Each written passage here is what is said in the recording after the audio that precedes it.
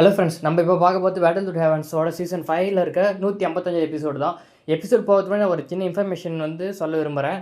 ஆக்சுவலாக பார்த்தீங்கன்னா இப்போ சைனீஸில் மட்டும்தான் 156வது எபிசோட் போயிட்டுருக்கு.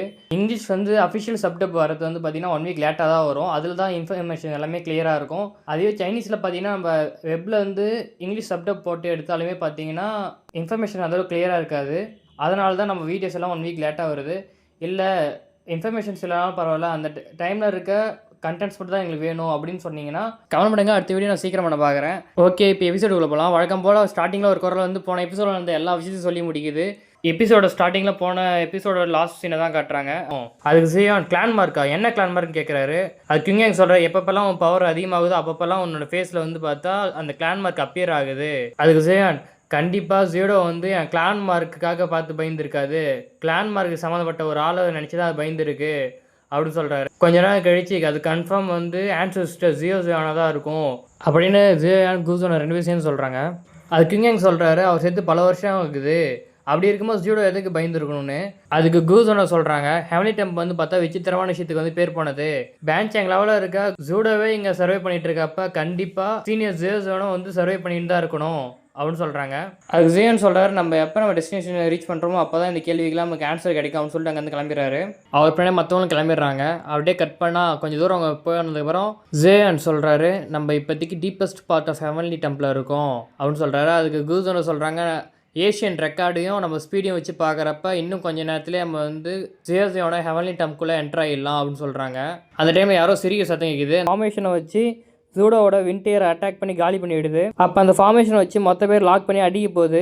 ஜூடோ ஏஞ்சி அவங்க அட்டாக் பண்ண பார்க்குறாரு, ஆனால் அவரால் முடியல. திருப்பி அவர் கீழே கவுந்துறாரு. அந்த டைமில் ஜூடோ நினைக்கிறாரு, இன்னுமா இருந்தாலும் இவங்களை பழி வாங்கிறதுக்காக இன்னும் ஸ்டெப் எடுத்து உள்ள வரல.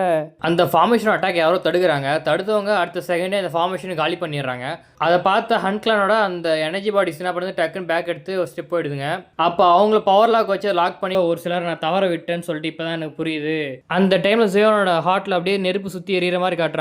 அப்போ ஜியோன் சொல்கிறாரு, அவரோட எனர்ஜி என்னோட எனர்ஜி ஒரே மாதிரி எனக்கு ஃபீல் ஆகுது அப்படின்னு சொல்கிறார். அந்த டைமில் காப்பாற்றினார் ஒவ்வொரு ஸ்டெப்பாக கொலை மாதம் எடுத்து வச்சு வரத்தோட பேக்ரவுண்ட் சாங்கும் போட்டு கொலை மாதம் உள்ள என்ட்ரி கொடு ஃபுல்லாக அப்படின்னு நசிக்கு சாவடிக்க போகுது. அந்த சமயத்தில் அந்த எனர்ஜி படி என்ன பண்ணுது, ஹன்லியை மட்டும் ஒரு ஃபேஷியல் பார்த்து உருவாக்கி அவங்கள காப்பாற்றி விட்டுருது. அப்போ ஒரு பிளாக் ஹோல் மாதிரி கிரியேட் பண்ணுறது. அது அங்கே இருக்க எல்லாத்தையும் அவங்களோட சேர்த்து இழுத்துட்டு போயிடுது.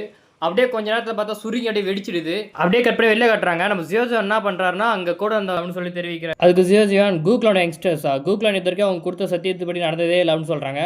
அதுக்கு கிங்யாங் சொல்கிறாரு, ஏதோ ஒரு சிலதை தான் அப்படி பண்ணியிருப்பாங்க, இது வரைக்கும் எங்கள் எல்டர்ஸ் கொடுத்த சத்தியத்துப்படி தான் நடக்கிறாங்க, அவங்களோட அக்ரிமெண்ட் எதை கொடுத்தாங்களோ அந்தபடி தான் நடந்துக்கிறாங்க அதுவும் சொல்கிறாரு. அப்போ ஜியோஜியான் கூசோனை பார்த்து, உன்னை பார்க்குறப்ப எனக்கு கூஸ்யுவான் தான் மனசுக்கு வராரு அப்படின்னு சொல்கிறாங்க. கூசோனை அதுக்கு ஜியோனை பார்த்துட்டு, கூஸ்யுவான் என்னோட அப்பா தான் அப்படின்னு சொல்கிறாங்க. அதை கேட்ட ஜியோஜியான், நீ அப்பா அந்த மனுஷனோட பொண்ணா அப்படின்னு சொல்லிட்டு, அதனால தான் உன்னோட உடம்புல டிவைக்ரேட் பிளட்டினை சென்ஸ் பண்ணியிருக்கேன், எந்த ஒரு ஆச்சரியமும் இல்லை அப்படின்னு சொல்கிறாரு.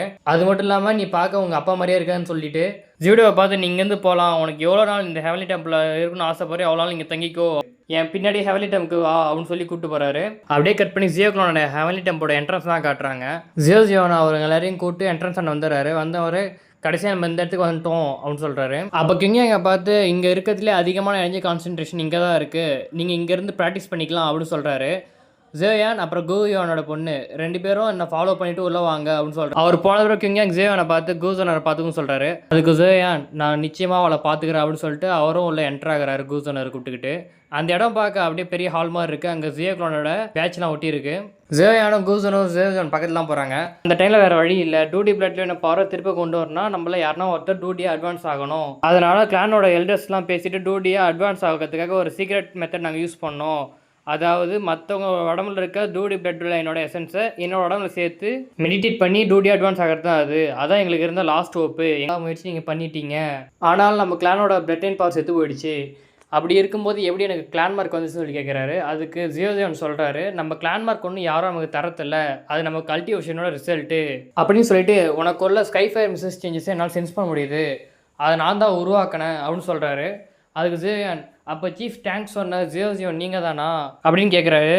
அதே என்னோட சப்போர்ட் இல்லாமல் உன்னால் முழுமையான கிளான் மார்க் வெளிலையும் கொண்டு வர முடியாது, அதே மாதிரி அந்த பவர் யூஸ் பண்ண முடியாதுன்னு சொல்கிறாரு. அது மட்டும் இல்லாமல் நான் உயிரோடு இருக்கும்போதே மற்ற டூடியாக மாற்றுறதுக்கான எல்லா சாத்தியவர்களையும் உருவாக்கி வச்சுட்டேன், என்னோட பவரை வந்து நம்ம பிளட் லைன்லாம் சீல் பண்ணி வச்சிருக்கேன் அப்படின்னு சொல்கிறாரு.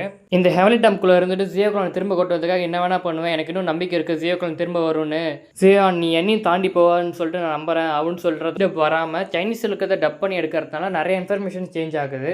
எக்ஸாம்பிளுக்கு பார்த்தீங்கன்னா ஜியோதானையும் வந்து பார்த்தீங்கன்னா ஒரு மாதிரி கொள்ளக்காரன், ஹீஸ் அண்ட் கில்லர் அந்த மாதிரி சொல்லி மென்ஷன் பண்ணியிருந்தாங்க.